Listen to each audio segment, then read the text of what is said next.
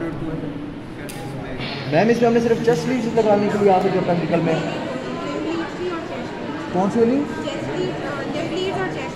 Limb leads, unipolar bipolar दोनों, यानी total आपकी 4 है। 4। मैम इधर ही रख रहे हैं वो टूटा फूटा सामान है, वो हम आपस में कर सकते हैं। ये मैम कौन सी लीड है? ये वाली लिम्ब लीड्स है और ये वाली जो है ना आपकी ये वाली chest लीड है। अच्छा ये चेस्ट लीड्स है वाइट वाली और ये लिम्ब लीड है। अच्छा अब बेसिकली ये वाली जो है आपकी मैम ये बताइए यूनिपोलर के पाइप वो भी पता लगेगा। ये दोनों आपने लगानी जो है ना जो 4 लगानी है वो आपकी सारी चीज़ें अब कौन सी क्या बताइए इस पर अभी लीड्स लगाने तो मैम ये यूनिपोलर भी हो सकती है, बाइपोलर भी हो ये सकती है। दोनों है, इसमें बाइपोलर और यूनिपोलर दोनों में, ठीक है। ये वाली देखो बेसिकली आपकी ये 3 है और वो 1 ग्राम है, तो ये जो 3 है ना आपकी ये आपकी लीड 1 लीड 2 लीड 3 और AVR AVL AVF वो सारी लीड्स। और आपने जो मेमोरी में रहता है रेड, तो रेड यानी राइट या रीड योर ग्रीन, समझ गए। ठीक है। अच्छा अब इसमें देखो ये वाले जो है ना आपके बेसिकली ये इलेक्ट्रोड है, इसके ये जो इलेक्ट्रोड है ना ये इसके अंदर जा नहीं है क्योंकि ये इसके साइज़ के नहीं है, तो इसलिए मैंने इनको अलग ही रखा है, ये इसके साइज़ के नहीं है, ठीक है, वरना ये इसमें लगेंगे। ठीक है, ब्लैक वाला ये ब्लैक में जाएगा और इसी तरह से ये वाली मशीन पता नहीं चलती है। इनकी जो नई मशीन थी वो फिलहाल नहीं गई है, मंडे को थी वो नई मशीन और नई सारी चीज़ें कल से वो आया है। ठीक है। अच्छा ये ग्रीन वाला आपका जो है उधर जाएगा, ठीक है, और ब्लैक वाला जो है आपका ये इस तरफ जाएगा। अभी समझने के लिए समझ लो कि ये इसके अंदर लगे हुए हैं, ठीक है, ठीक है। तो वैसे वो हमें लगा के देंगे, हमें खुद लगाना होगा? नहीं, ये आपको ये बना हुआ आएगा, लगाना आपको होगा, ठीक है, लीड्स आपको बनी हुई है। अच्छा बनी हुई मिलेगी। अच्छा ठीक है, ये आपकी ये वाला इलेक्ट्रोड है, ज़रूरी नहीं है ये चीज़ रेड हो, लेकिन इलेक्ट्रोड ये वाला पीछे से अच्छा ये वाला कलर हमने मेन ठीक है, ये देखा, वाला समझ गया, रेड। अक्सर ये जो है सेम कलर के भी होते हैं, ठीक है। तो आपने क्या करना है, रीड जहाँ पे रेड लगाया, right arm, read pure green, ठीक है, येलो लेफ्ट आर्म। अच्छा आप लगाना कैसे है, देखो ये वाली साइड देखो, ये जो ये जो आयरन लगा हुआ है, ठीक है, ये जो आपका ये वाला बेसिकली इलेक्ट्रोड वाला पार्ट है, ये आपने इधर अंदर की तरफ, ये रिस्ट की इन साइड पे होना चाहिए, ठीक है, मीडियम साइड। फ्लेक्सर। इसी तरह से ये वाला पार्ट भी, ये वाली साइड थी, ये हमने ये हाथ के इस तरफ लगाई, फ्लेक्सर रेटिनाकुलम के ऊपर, ठीक है, ये हमने इस तरफ लगा दिया और फ्लेक्सर रेटिनाकुलम ड्रॉ इधर, मतलब वही साइड है ना, medial side of medial side of wrist, यानी बेसिकली आप पल्सेस की साइड, समझिए। ठीक है।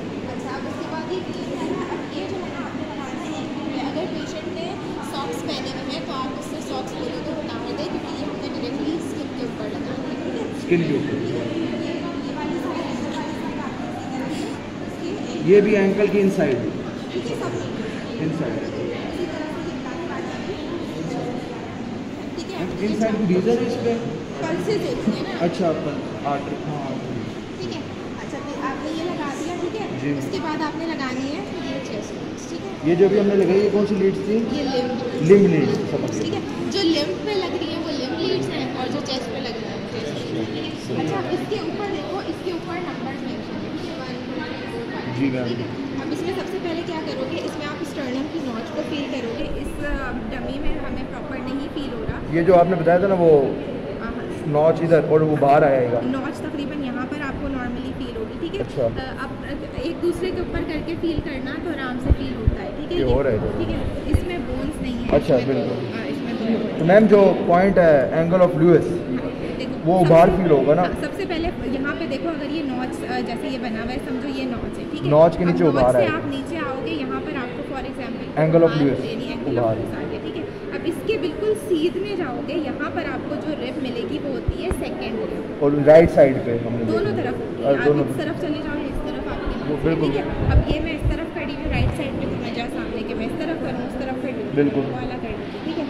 अच्छा यहाँ पे देखा मैंने सेकंड रिब थी, अब सेकंड रिब के नीचे मुझे क्या मिलेगा, हल्का सा मेरी फिंगर डिप करेगी, यानी कि ये है आपकी इंटरकोस्टल स्पेस, सेकंड, ठीक है। या तो मैं ये भी देख सकती हूँ कि ये मेरी डिप कर रही है, या मैं इसको फोकस करके देख सकती हूँ, तो मुझे स्पेस की साउंड आ जाएगी, ठीक है। उसके बाद इसके नीचे आएगी आपकी थर्ड रिब, फिर थर्ड स्पेस, फिर फोर्थ रिब और फिर फोर्थ इंटरकोस्टल, ठीक है। तो जो फोर्थ स्पेस आई वो आपने मार्क कर ली कि यहाँ पे मेरी फोर्थ इंटरकोस्टल स्पेस आ रही है। अब इसके एक लगेगी राइट साइड पे, एक लगेगी लेफ्ट साइड पे, ठीक है।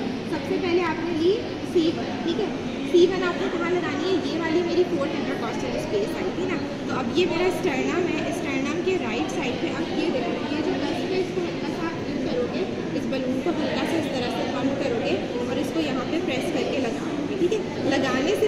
पे आप जेल लगाते हो, ठीक है, ताकि वो आराम से एक तो चिपक भी जाते हैं और पेशेंट को थोड़ा सा पेन भी। मैं फोर्थ इंटरकोस्टल स्पेस और स्टर्नम का जहाँ कंसीड होगा वहाँ लगाना है। जेल लगाते हैं, जेल होता है ना, वही वाला इंसान जेल बन। आप इधर लगा ये के खराब V1 हो गया मैम। ठीक है, V1 हो गया राइट साइड पे, ठीक है।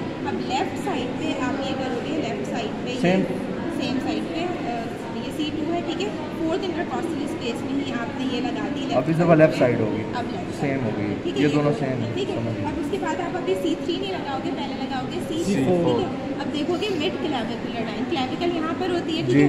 अब क्लेविकल की मिड लाइन कहाँ आ रही होगी, इस तरह आ रही होगी, ठीक है। तो ये आपकी निपल के साथ ही समझ गया। इंटरसेक्ट है। तो मैम ये लाइन सेम होगी, यानी मिड यहाँ से mid clavicle mid trace out हो सकते हैं। ठीक है, समझ आप गया। ट्रेस करोगे तो आपकी तकरीबन यहाँ पर आ समझ गया मैं। ठीक है।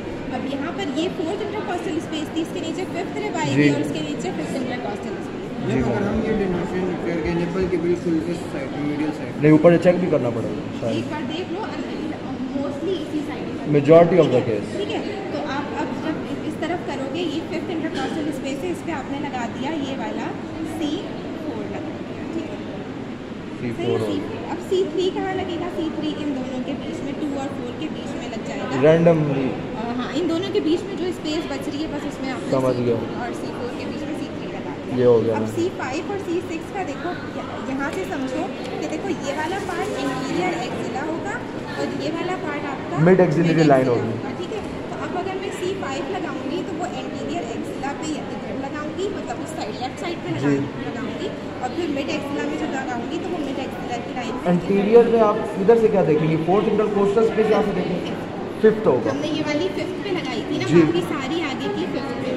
अच्छा, यहाँ से फिफ्थ इंटरकोस्टल स्पेस और एंटीरियर एक्सिलरी लाइन जहाँ कंसीड कर रही होगी वहाँ हमारे पास आएगा। देखो आपका रिबकेज कैसे होता है, रिबकेज आपका इस डायरेक्शन थोड़ा सा यूँ होता है, बिल्कुल ना, ऐसे ही इस होता है। तरह से। तो यानी कि आपने बिल्कुल सीधी नहीं लगानी, आपने थोड़ा सा इस तरह से करके लगानी है, समझ ठीक है? गया। ये इधर राइट साइड पे नहीं लगानी, लेफ्ट साइड पे ना, ये डायरेक्शन यहाँ है, तो मैं आपको सिर्फ एंटीरियर एक्सिला और मिड एक्सिला जी मैम। समझाने के लिए, ठीक है। अच्छा, अब आपने क्या करना है, अगर हम इसको यहाँ से करें तो ये जो इसकी, अब ये साइड पे जाऊँगी मैं, इसकी एंटीरियर एक्सिला वाली लाइन पे मैं इसको C5 को इस तरह, अगर मैं इधर बता दूँ खाली समझाने के, ठीक है, लगाओगे वैसे लेफ्ट साइड पे, ठीक है।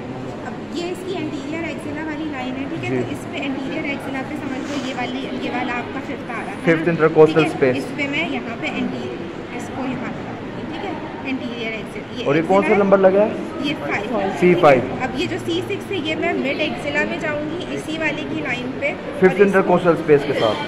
देखो फोर्थ और फिफ्थ में लग रही है सारी, समझ ठीक गई है। सारी। फोर्थ में, फिफ्थ में और फोर्थ और फिफ्थ के बीच में, समझ गया। अब ये फिफ्थ के इधर ये लग रही है, ठीक है। ये ये हो आपकी गई। ये Just leave। दोनों आपकी बेसिकली लगी, समझो इस तरह, ठीक है। ये खाली समझाने के लिए इस तरह की है, ठीक है।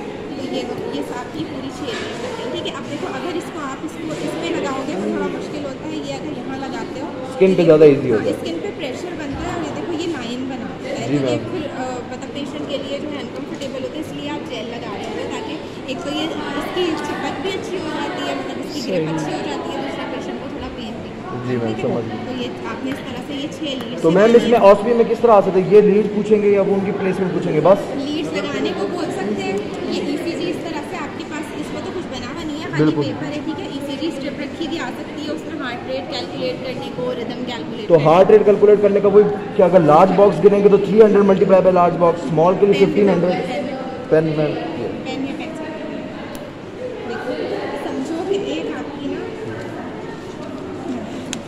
अगर मेरी एक आरवेव इधर बनी हुई आ रही है, ठीक है, एक इधर बनी हुई है और एक मेरी आरवेव इधर बनी हुई है, ठीक है। तो अब मैं इसके बीच में देखूंगी 1 large box, 2 large box, 3 large box, 4 large box, 4 large box है। ठीक है। अब कितने भी हो सकते हैं, वो तो ECG पे डिपेंड करेगा। मैम ये बिटवीन 2 R इंटरवल। हाँ, हाँ। 2 आर के बीच में अगर 4 लार्ज बॉक्सेस हैं तो मैं इसको करूँगी 300 डिवाइड बाय 4, तो वो हार्ट रेट आ जाएगा। अगर मैं स्मॉल करती हूँ तो 1500 डिवाइडेड बाय 20। 20 आ जाएगा, ठीक है। तो वो आपका हार्ट जी रेट आ मैम। जाएगा। इस तरह से और जितने अगर भी- कार्डियक रिथमिया होगा तो फिर हम मल्टीप्लाई बाय 12 वाला मैं करेंगे। देखूंगी कि मेरे 5 सेकंड्स कहाँ बन रहे हैं, यानी कि अगर मैं यहाँ से स्टार्ट कर रही हूँ तो 1 2 3 4 5, ये 1 सेकंड हुआ, जी। फिर 1 2 3 4 5, ये 2 सेकंड हो गए, जी, 2 सेकंड हो गए।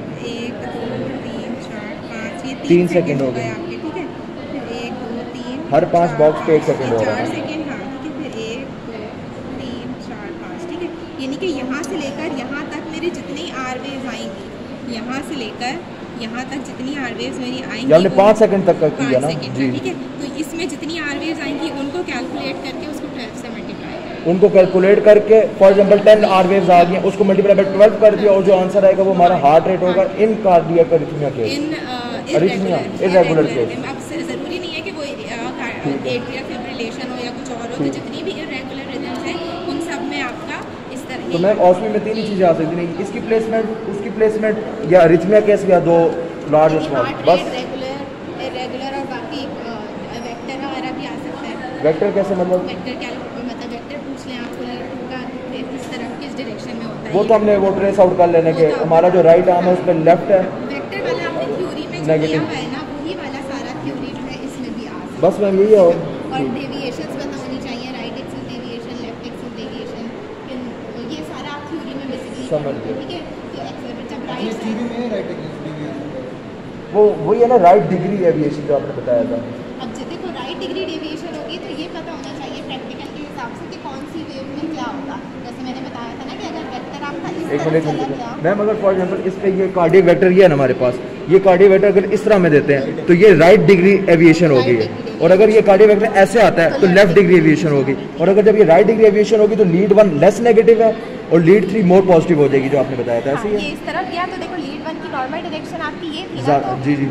ये वेक्टर क्या हो गया, इससे अवे चला गया ना, तो अब लीड 1 मोर नेगेटिव हो मोर जाएगा नेगेटिव और लीड 3 मोर पॉजिटिव हो जाएगी पॉजिटिव, क्योंकि लीड 3 की डायरेक्शन यही वाली थी। जी। ठीक है, तो लीड 3 की तरफ ही जा रहा है आपका जी। वेक्टर, तो लीड 3 पॉजिटिव हो जाएगी, लीड 1 नेगेटिव। और अगर कार्डियक वेक्टर इस तरफ सीधा होता तो लीड 1 किसकी मोर तरफ आ पॉजिटिव गया? हो जाता Positive है हो और जाएगी। लीड 3 मोर नेगेटिव हो जाता है। नेगेटिव हो जाएगी, और लीड 2 भी नेगेटिव होगी क्योंकि लीड 2 से भी अपोजिट जा रहा है। जी मैम, लीड 2 भी नेगेटिव होगी। बस उल्टा कर। हाँ ठीक है।